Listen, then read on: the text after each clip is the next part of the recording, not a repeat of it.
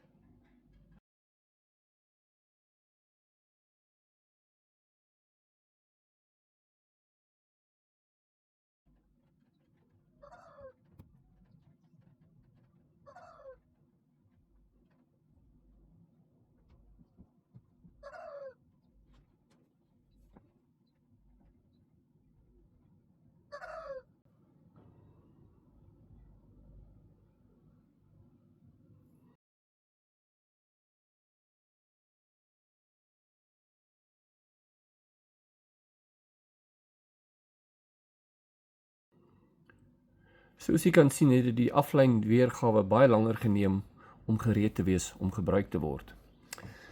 Ek gaan nou vinnig die verskil in die leesspoed van die twee modelle verduidelik. Ek gaan eers begin met die aflyn weergawe en dan sal jy sien wat die verskil is in die leestyd. Hier kan jy sien dat die aflyn weergawe nie Wi-Fi gekoppel is nie, en dat die aanlyn weergawe wel met Wi-Fi gekoppel is.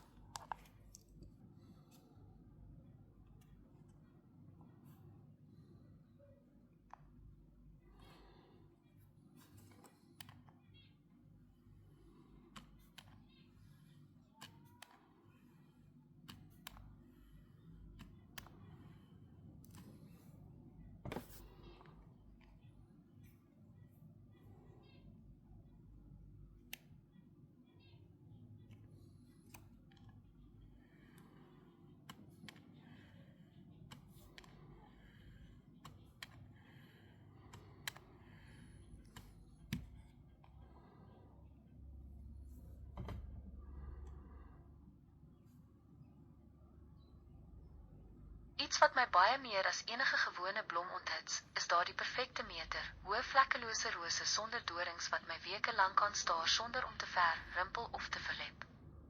Waar is die siel? Waar?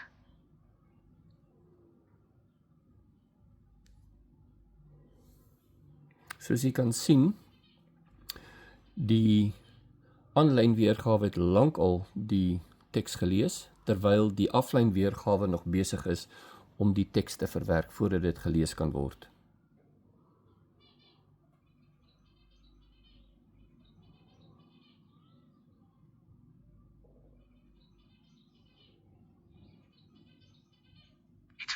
baie meer as enige gewone blomont is dit die erfitemeter hoë vlekkelose rose sonder dorings wat my weke lang 2 sonder om te verimpeel of jy verletbaar is die siel waar. Ek gaan nou net 'n enkel lyntjie scan of skandeer en dan kyk ons waar lê die verskil.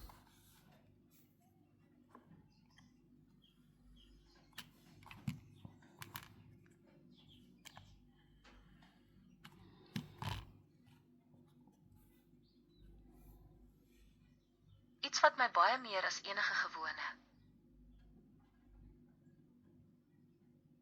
Iets wat my baie meer as enige gewone.